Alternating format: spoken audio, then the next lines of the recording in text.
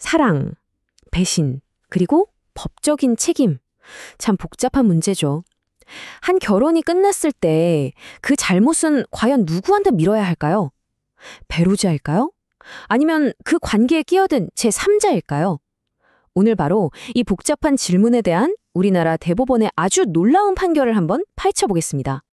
자, 그래서 핵심 질문은 바로 이거죠. 배우자의 불륜 상대에게 법적으로 손해배상을 청구할 수 있을까? 지금까지는 당연히 그렇다고 생각했잖아요. 그런데 최근 법원이 여기에 대해서 아주 새로운 답을 내놨습니다. 네, 바로 우리나라에서 이 질문에 대한 답이 이제 훨씬 더 복잡해졌다는 겁니다. 우리가 당연하다고 생각했던 상식이 완전히 뒤집히는 아주 흥미로운 반전이 숨어 있거든요. 자, 그럼 이 판결의 의미를 제대로 이해하기 위해서 오늘 우리가 살펴볼 순서는 이렇습니다. 먼저 정말 예상 밖의 결론부터 딱 짚어보고요. 그 다음에 이 판결의 배경이 된 실제 사건은 뭐였는지 들여다볼 겁니다. 그리고 부부 둘 다 잘못이 있을 때 법원은 이걸 어떻게 봤는지, 또 대법원의 논리는 뭐였는지, 마지막으로 이 판결이 왜 그렇게 중요한지까지 차례대로 알아보겠습니다. 자, 그럼 첫 번째 순서입니다. 우리 이 이야기의 결론부터 바로 들어가 보죠. 뭐 질질 끌 거 없이 모든 논쟁의 종지부를 찍은 대법원 판결이 대체 뭐였는지 그 충격적인 내용부터 바로 확인해 보시죠. 혼인관계 파탄에 대한 부부 쌍방의 책임 정도가 대등하다면 제3자에게도 손해배상 책임이 인정되지 않는다. 자, 이게 대체 무슨 뜻일까요? 아주 간단하게 말하면요. 부부가 너 잘났네, 나 잘났네 하다가 똑같이 잘못해서 이혼했다면 이제는 바람 피운 배우자의 그 상대방 있죠? 그 사람한테는 더 이상 책임을 물을 수 없게 된다는 겁니다. 바로 이 한 문장이 모든 걸 바꿔버렸습니다. 아니, 근데 법원은 도대체 왜 이런 판결을 내렸을까요? 상식적으로 좀 이상하잖아요? 그 이유를 알려면 이 판결의 배경이 된 한 부부의 이야기 속으로 직접 들어가 봐야 합니다. 이야기는 2012년에 시작됩니다. 한 부부가 결혼해서 아이 둘을 낳고 잘 사는 것처럼 보였죠. 그런데 2017년 아내가 외도를 시작하면서 관계가 흔들리기 시작합니다. 그리고 3년 뒤인 2020년 남편이 이 사실을 알게 되면서 갈등이 폭발해요. 단순한 다툼을 넘어서서 폭언과 폭행까지 오갔다고 합니다. 결국 2021년 이혼 소송으로 이어졌고요. 2022년에 법원은 이혼을 확정하면서 두 사람 모두에게 동등한 책임이 있다고 판단을 내렸습니다. 하지만 여러분, 이야기는 여기서 끝나지 않았어요. 이혼 후에 남편은 이 분노의 화살을 아내의 불륜 상대에게 돌립니다. 당신이 내 가정을 파탄냈으니 책임을 져라 하면서 손해배상 소송을 제기한 거죠. 바로 이 소송이 대법원까지 올라가서 오늘 우리가 이야기하는 이 역사적인 판결을 만들게 된 겁니다. 자, 그러자 이제 법원은 아주 중요한 질문에 딱 부딪히게 됩니다. 이 결혼, 도대체 왜 파탄이 난 걸까? 그 책임이 오로지 아내의 외도 때문이었을까? 아니면 다른 이유도 있었던 걸까?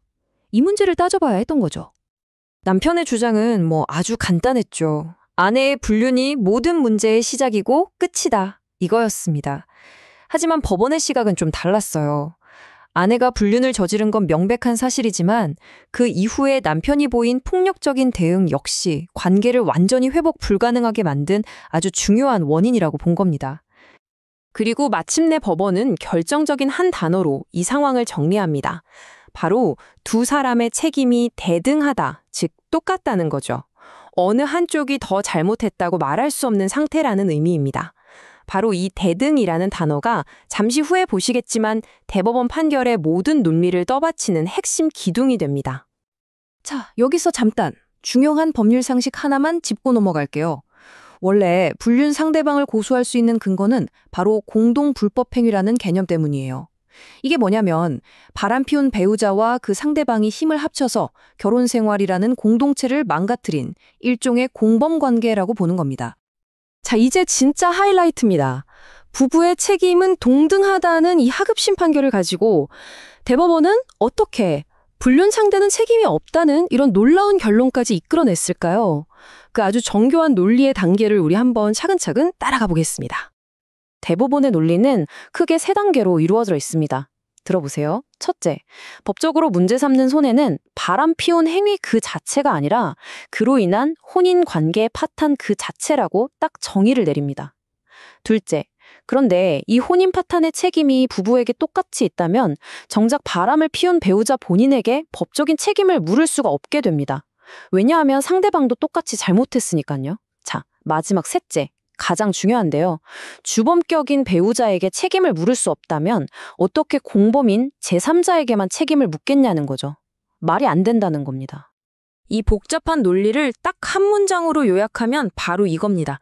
주범이 없으면 공범도 없다. 정말 간단하지만 기존의 판례를 완전히 뒤집어버린 강력한 논리였던 거죠. 자, 그럼 이 판결이 그냥 한 부부의 안타까운 이야기로 끝나는 걸까요? 절대 아니죠. 이 결정이 앞으로 우리 사회의 이혼 소송이나 결혼에 대한 생각에 어떤 거대한 파장을 불러올지 그 의미를 지금부터 짚어보겠습니다. 이 판결이 가져올 변화는 크게 4가지로 정리해 볼 수 있습니다. 첫째, 법의 초점이 단순히 누가 바람을 피웠나 하는 단일 행위에서 이 관계가 왜 전체적으로 무너졌나 하는 상호 책임 문제로 옮겨갔다는 거고요. 둘째, 결혼이 어느 한쪽이 아니라 양쪽 모두의 잘못으로 깨질 수 있다는 걸 법이 공식적으로 인정한 셈입니다. 셋째, 결혼이 이미 망가진 상태였다면 제3자는 손해배상 책임에서 벗어날 수 있게 됐고요. 마지막으로 이게 앞으로 우리나라의 이혼이나 불륜 관련 소송에서 변호사들의 법적 전략을 완전히 바꿔놓을 거라는 점입니다. 결국 이 모든 변화의 핵심은 딱 하나입니다. 법이 던지는 질문 자체가 바뀐 거예요. 예전에는 누가 바람을 피웠는가를 따졌다면 이제는 누가 이 혼인 관계를 최종적으로 끝장냈는가를 묻게 된 거죠. 단순한 행위 중심에서 관계 전체를 보는 쪽으로 법의 패러다임이 전환된 겁니다. 그래서 마지막으로 여러분께 이 질문을 한번 던져보고 싶습니다. 이번 판결, 여러분은 어떻게 생각하세요? 관계의 복잡성을 인정한 더 현실적이고 공정한 판단이라고 보시나요? 아니면 어쨌든 결혼을 파탄내는 데 일조한 사람에게 면죄부를 준 셈이라고 생각하시나요? 한 번쯤 깊이 생각해 볼 만한 문제가 아닐까 싶습니다.